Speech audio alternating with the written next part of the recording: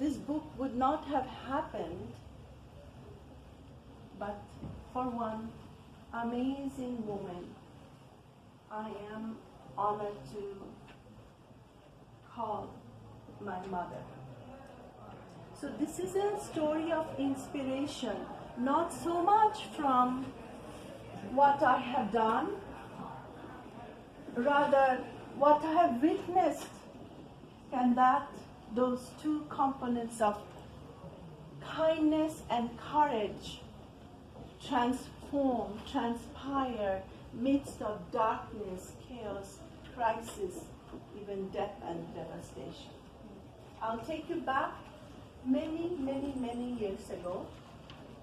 I was a little girl, young girl, in 1971.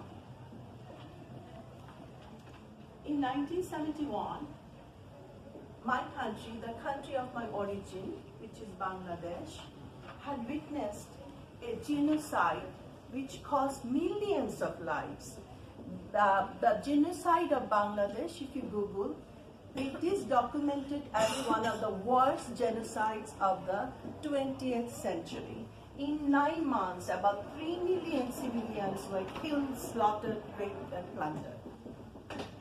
And we city dwellers at the time, we escaped to the village for shelter, so the military couldn't come. And why did the genocide take place?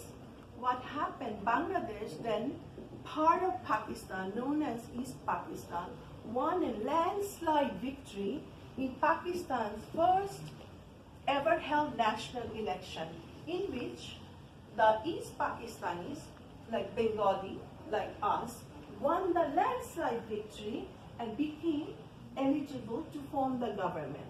But instead of shifting power to the elected representatives, the Pakistan military junta, they resorted to this ruthless violence. And at that time, you know, the power of the youth, the power of childhood, girlhood, boyhood, is amazing, because you don't feel the fear because you're still very little. You don't see the enormity of the problem. But certainly my mother did, and my father was able to escape. I'll come to his point later.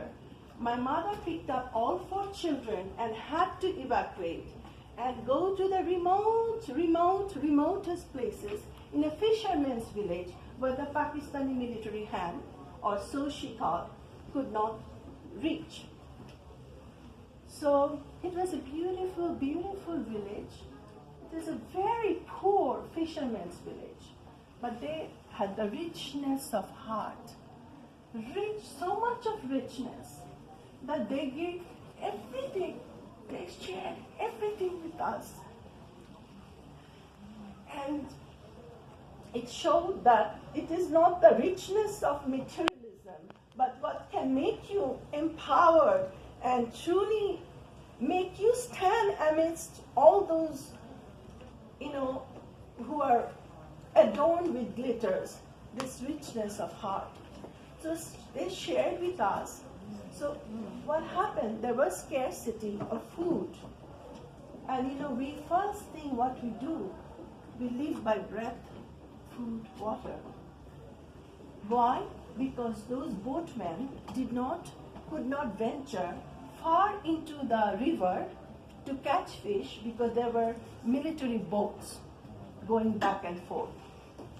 One day, one fine morning, I still remember, you know, this beautiful village surrounded by guava, banana, coconut, palm, mango, papaya trees. It was so much of lushness, green, abundance everywhere. Amidst that, one very good news came. The fishermen made plentiful of catch. And they brought all kinds of fish. And as you know, I come from Bangladesh. We are a big fish-eating nation. So it was so much of joy and the mirth, and you know, so much of good commotion, happy feel that, you know, they are about to, you know, cook them. right around the time, another group of fishermen who also worked as freedom fighters came and said, hurry, hurry, we have to leave, we have to leave. We heard the Pakistan military are coming. They are coming on our way. And as we all knew that they were not just coming, they were going to do all kinds of massacre and torch the entire village.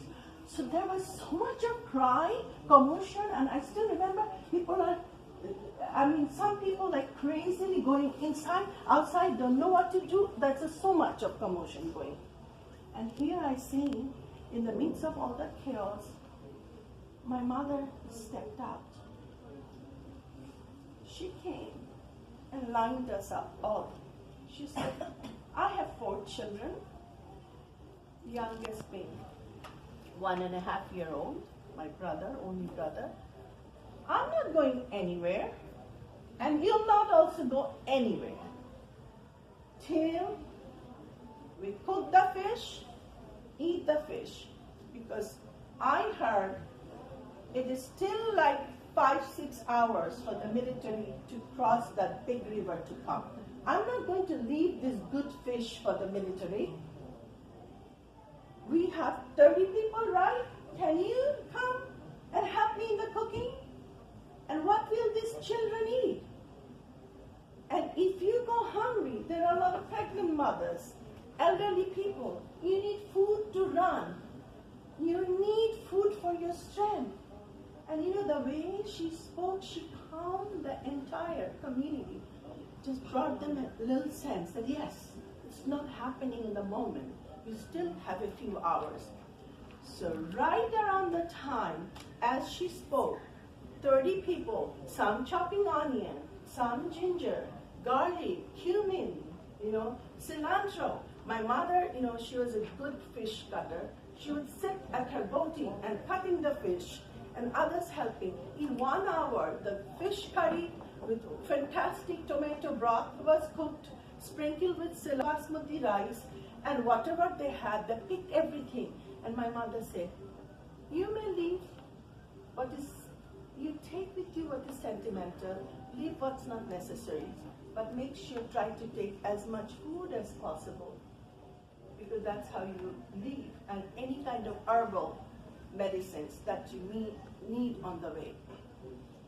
So well fed, picking all the stuff, our boat sailed, so sailed the boats of others, and we sort of evaporated. So when the military did come, they torched the village, but calamity was less because of the presence of mind of this courageous woman.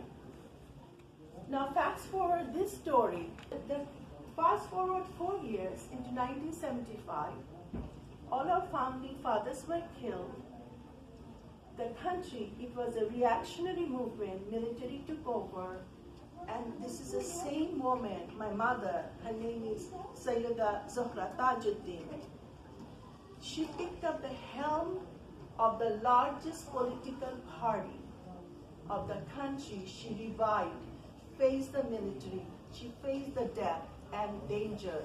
And today, the same very party is in power, but had not been her, that journey, that courage, amidst fear, we would not have a sort of a democratic system set up in the present.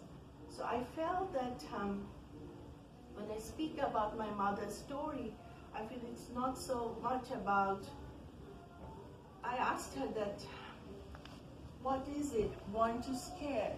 She said, I was so scared. I've been scared. But then I felt, what will happen to all these people who are frightened? So it was this, she could transport herself, she could step out of that fear realm and create this a safe zone of kindness, compassion, and love. So I will end with a little excerpt from the book which I dedicated to my mother and my teacher and my mentor.